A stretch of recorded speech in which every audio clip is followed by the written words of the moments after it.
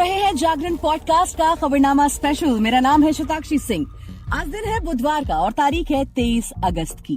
जी हाँ, वही तारीख जिसका महीनों पहले से हर भारतवासी को इंतजार था। आप सभी को चंद्रयान 3 की सफल लैंडिंग की ढेर सारी शुभकामनाएं। इसरो ने आज इतिहास रचते हुए चंद्रमा पर चंद्रयान 3 की सफलतापूर्वक लैंडिंग करा दी है। जी हाँ, ये जो एक्सपीरियंस था 6:04 पर जिस वक्त चंद्रयान 3 चंद्रमा की सतह पर लैंड करता है, उस वक्त की जो फीलिंग है वो लगभग हर भारतवासी के लिए काफी गर्व महसूस कराने वाली है। उसे मैंने, आपने, हम सब ने महसूस किया होगा। चंद्रयान 3 की सफल लैंडिंग से भारत का नाम इतिहास के सुनहरे पन्नों में दर्ज हो गया है। भारतीय अंतरिक्ष अनुसंधान संगठन यानी कि इसरो इससे पहले भी 2 कोशिशें कर चुका है। हालांकि इस बार इस मिशन को गेम चेंजर कहा जा रहा था, जो सही भी साबित हुआ। इसरो की सफल लैंडिंग होते ही प्रधानमंत्री ने देश के नाम संबोधन दिया, जिसमें उन्होंने कहा कि हमने धरती पर संकल्प लिया, चांद पर उसे साकार किया। वाकई चंद्रयान 3 ने चंद्रमा के दक्षिणी ध्रुव पर सॉफ्ट लैंडिंग कर ली है। हर भारतीय को आज इसरो पर गर्व हो रहा है। हर भारतीय का सीना गर्व से चौड़ा हो रहा है। हम सभी अपनी टीवीज पर, अपने यूट्यूब पर, अपने फोन्स पर शायद इसका लाइव देख रहे थे। उस वक्त जो फीलिंग थी, जो गर्व था देश के लिए, जो गर्व था इसरो के लिए, वो वाकई अद्भुत था। ये अंतरिक्ष अभियानों में भारत की ताकत को दिखाने वाला है। देखिए, चंद्रयान 3 इसरो का तीसरा लूनर एक्सप्लोरेशन मिशन है और इसके कामयाब होते ही भारत, अमेरिका, रूस और चीन के बाद चंद्रमा की सतह पर सॉफ्ट लैंडिंग करने वाला चौथा देश बन गया। चंद्रयान 3 मिशन की सफलता भारत के लिए खेल पलट सकती है। ये अंतरिक्ष अभियानों में भारत की ताकत को दिखाएगा। अब ऐसे में सवाल ये उठता है कि चंद्रयान की सफल लैंडिंग से भारत को कितना फायदा होगा और आखिर इसके चांद पर लैंडिंग करने का उद्देश्य क्या है। तो आज इस एपिसोड में इन्हीं चीजों के बारे में चर्चा करेंगे। साथ ही आपको इस पूरे मिशन की टाइमलाइन भी समझाएंगे। चंद्रयान 3 की लैंडिंग के बाद चंद्रमा पर एक रोवर तैनात हुआ है जो चंद्रमा के दक्षिणी ध्रुव पर रिसर्च करेगा। देखिए, चंद्रयान 3 इस देश के लिए केवल राष्ट्रीय गौरव की बात नहीं है। चंद्रयान 3 की सफलता का भारत की अर्थव्यवस्था पर भी काफी असर पड़ेगा। दुनिया ने पहले ही अंतरिक्ष से जुड़े प्रयासों से रोजमर्रा की जिंदगी में मिले फायदे देखे हैं, जैसे कि अंतर्राष्ट्रीय अंतरिक्ष स्टेशन पर वाटर रिसाइकलिंग के साथ स्वच्छ पेयजल तक पहुंच, स्टारलिंक से दुनिया में इंटरनेट का प्रसार, सोलर पावर जनरेशन में तेजी और हेल्थ टेक्नोलॉजीज जैसी कई सारी सुविधाएं। अब भारत भी इसी टेक्नोलॉजी का हिस्सा है। अभी तक सिर्फ 3 देशों को चांद पर अंतरिक्ष यानों को उतारने में सफलता मिली है। चंद्रयान 3 मिशन सफल होते ही भारत भी इस क्लब में शामिल हो गया है। इस मिशन के साथ बड़ा आर्थिक पहलू भी जुड़ा हुआ है। देखिए, आंकड़ों के अनुसार भारत की स्पेस इकोनॉमी 2020 तक 9.6 अरब डॉलर की थी। 2025 तक इसके बढ़कर 13 अरब डॉलर हो जाने के आसार है। आज भारत का अंतरिक्ष क्षेत्र निजी कंपनियों के लिए भी खुला है। देश में 140 से ज्यादा स्पेस टेक स्टार्टअप हैं। इसमें स्काई रूट, सेटश्योर, ध्रुव स्पेस और बेलाट्रिक्स जैसी कंपनियां शामिल हैं। ये ऐसी टेक्नोलॉजी बनाने पर काम कर रही हैं जिनका रोजमर्रा के जीवन में इस्तेमाल है। ये कंपनियां सैटेलाइट आधारित फोन सिग्नल, ब्रॉडबैंड, OTT से लेकर 5G और सोलर फार्म तक में स्पेस टेक्नोलॉजी का इस्तेमाल करने के मौके तलाश रही हैं। भारत के स्पेस सेक्टर में पैसा लगाने के लिए निवेशक भी काफी ज्यादा इंटरेस्टेड हैं। स्पेस इंडस्ट्री में सरकार निजी सेक्टर का ज्यादा पार्टिसिपेशन चाहती है। इसी मंशा से उसने भारतीय अंतरिक्ष नीति 2023 को मंजूरी भी दे दी है। ये निजी सेक्टर के लिए भारत के अंतरिक्ष क्षेत्र में निवेश की संभावनाओं को बढ़ाएगी। जहां तक चंद्रयान 3 मिशन की बात है, तो इसकी सफल लैंडिंग भारत के लिए एक निर्णायक पहल है। ये न केवल देश को अंतरिक्ष खोज की दौड़ में बढ़त दिलाएगा, बल्कि अर्थव्यवस्था में भी योगदान देगा। रोजगार के मौके पैदा करने से लेकर निजी निवेश में बढ़ोतरी और यहाँ तक कि तकनीकी प्रगति तक में चंद्रयान 3 मिशन भारतीय अर्थव्यवस्था के अलग अलग पहलुओं को बढ़ावा दे सकता है। चंद्रयान 3 के सफल लॉन्च से निवेशकों का भरोसा बढ़ेगा। वो भारत की स्पेस टेक्नोलॉजी में ज्यादा निवेश करने के लिए अट्रैक्टेड होंगे। एक्सपर्ट्स ने अंदाजा पहले ही लगाया था कि अगर चंद्रयान 3 मिशन सफल हुआ तो ये उपलब्धि हासिल करने वाला भारत चौथा देश बन जाएगा, जो कि हुआ भी। इससे निजी निवेश को बढ़ावा मिलेगा।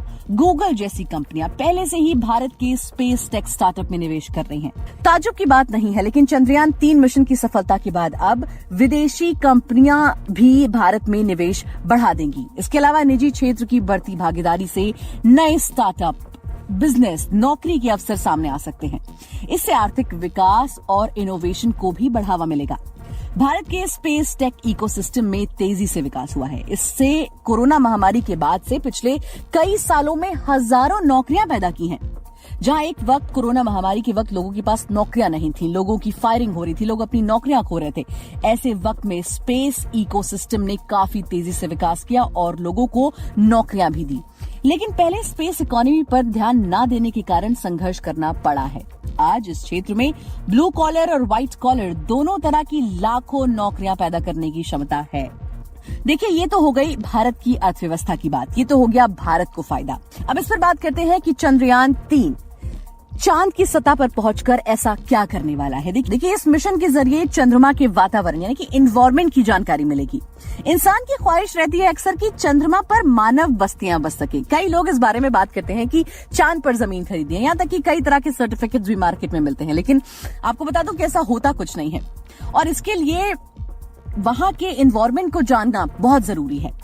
इसके अलावा दक्षिणी ध्रुव पर मिट्टी का केमिकल विश्लेषण किया जाएगा। चांद पर मौजूद चट्टानों की भी स्टडी की जाएगी। दरअसल चंद्रमा के दक्षिणी ध्रुव पर मौजूद मिट्टी और चट्टानों की स्टडी करने से वैज्ञानिकों को चंद्रमा के इतिहास और भूविज्ञान की काफी जानकारी मिल सकेगी, जो चंद्रमा पर भेजे जाने वाले मानव मिशनों के लिए उपयोगी होंगी। वहीं दूसरे ग्रहों की भी जानकारी इससे वैज्ञानिकों को प्राप्त हो सकेगी।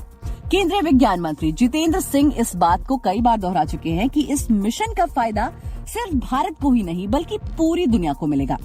उन्होंने आगे कहा था कि अमेरिका चंद्रमा की सतह पर मानव को उतारने वाला भले पहला देश हो, लेकिन चंद्रयान 1 मिशन की मदद से ही सबसे पहले चंद्रमा की सतह पर पानी की तस्वीरें ली गई थी। इन तस्वीरों का इस्तेमाल नासा ने अपने मून मिशन में किया है। बिल्कुल, इस बात को झुटलाया नहीं जा सकता।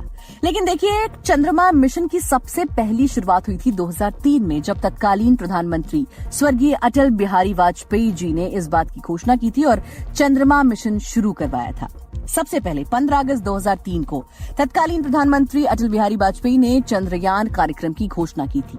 22 अक्टूबर 2008 को चंद्रयान 1 ने श्रीहरिकोटा के सतीश धवन अंतरिक्ष केंद्र से पहली बार उड़ान भरी और पूरा देश गर्व से खुशी से झूम रहा था। उसके बाद आता है 8 नवंबर 2008। चंद्रयान 1 ने चंद्र स्थानांतरण परिप्रेक्ष्य पथ में प्रवेश किया। 14 नवंबर 2008 जब मून प्रोब चंद्रयान 1 से बाहर निकला और चंद्रमा के दक्षिणी ध्रुव के पास दुर्घटनाग्रस्त हो गया। हालांकि चंद्रमा की सतह पर पानी के अणुओं की उपस्थिति की पुष्टि हो गई, यानी कि लोगों को पता चल गया कि चंद्रमा पर पानी मौजूद है और उसी के बाद वैज्ञानिकों ने चंद्रमा पर भी पानी की पुष्टि कर दी। उसके बाद 28 अगस्त 2009 में इसरो के अनुसार चंद्रयान 1 कार्यक्रम का अंत हो गया। अब आया 22 जुलाई सन 2019 जब चंद्रयान 2 को श्रीहरिकोटा के सतीश धवन अंतरिक्ष केंद्र ने लॉन्च किया। 20 अगस्त 2019 को चंद्रयान 2 अंतरिक्ष यान चंद्रमा की कक्ष में पहुंचा। 2019 2 सितंबर को विक्रम लैंडर 100 किलोमीटर की चंद्र ध्रुवीय कक्षा में चंद्रमा की परिक्रमा करते समय अलग हो गया था। हालांकि चंद्रमा की सतह से 2.1 किलोमीटर की ऊंचाई पर लैंडर से जमीनी स्टेशनों का कनेक्शन टूट गया और ये मिशन पूरा नहीं हो पाया था। उसके बाद 14 जुलाई 2023 में चंद्रयान 3 ने श्रीहरिकोटा के सतीश धवन अंतरिक्ष सेंटर से दूसरे लॉन्च पैड से उड़ान भरी। अब 24 अगस्त 2023 यानी कि आज का दिन, पहले इस चीज की उम्मीद लगाई जाती है 23 या 24 में से किसी एक तारीख को ये पहुंच जाएगा और आज ऐसा हो गया। इसरो के वैज्ञानिकों ने इस लैंडर की चंद्रमा पर सॉफ्ट लैंडिंग करा ही दी, जो कि भारत के लिए एक बहुत बड़ी उपलब्धि है। हर भारतीय इसके बाद जैसे जश्न में डूबा हुआ है। हर घर में उत्सव सा शुरू हो गया है, यहाँ तक कि ऑफिसेज में, रेलवे स्टेशन पर हर कोई खुशी से झूम उठा है। 6:04 होते ही हर जगह तालियों की गड़गड़ाहट सुनाई देने लगी। दोस्तों, आज हमें भारत पर फिर से एक बार बहुत गर्व हो रहा है और इसी के साथ हम इस एपिसोड के अंत पर आकर पहुंच गए हैं। आज के लिए फिलहाल इतना ही। अपना बहुत ध्यान रखिए और सुनते रहिए जागरण पॉडकास्ट।